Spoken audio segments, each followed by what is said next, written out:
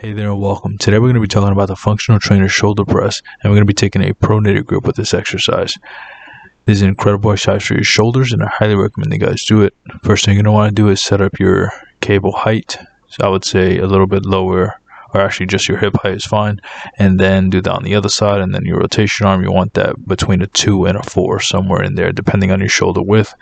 And then you want to choose the appropriate weight for each side. Make sure that you can do 20 repetitions comfortably, and then slowly start to increase the weight every other week. Once you have that set, you want to make sure you're standing right in between where the cables are being pulled from. And then you also want to make sure you're standing up nice and tall.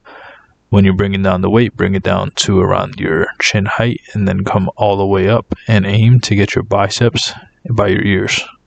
But before we continue with more tips, here's a word from today's video sponsor.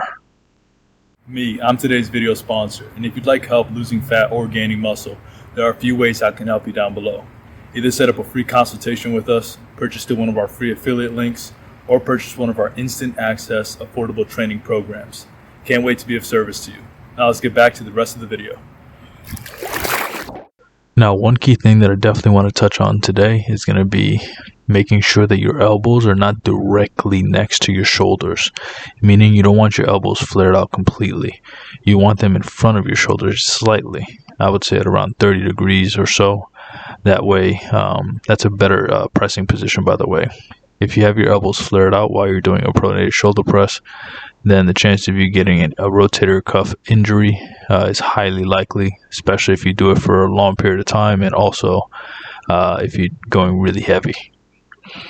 Now, let's work from the ground up here. So you want your feet to be around shoulder width apart, and you want your hips to be in.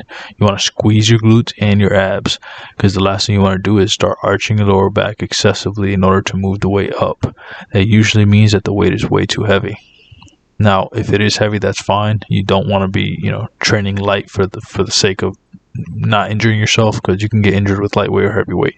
You just need to make sure that you're doing the exercise correctly, and heavy is relative, obviously, but you get the point. You want to make sure that you're lifting as heavy as possible so that you can, within the rep range you want, so that you can actually start building musculature. The next thing is you want to make sure that your chin is tucked and you're looking forward. You do not want your head up while you're doing overhead presses, because that's going to put a lot of pressure on your neck, and that's completely unnecessary. Like, you looking up is not going to make your shoulders any better.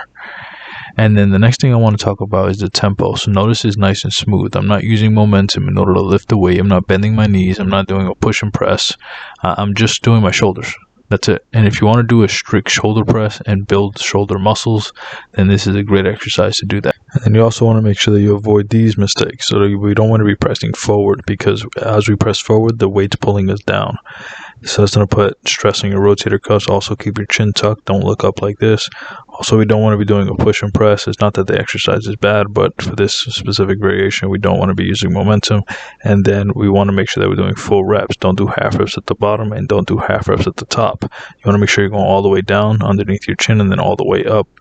Lastly, you want to make sure that your back is straight and not arched like this.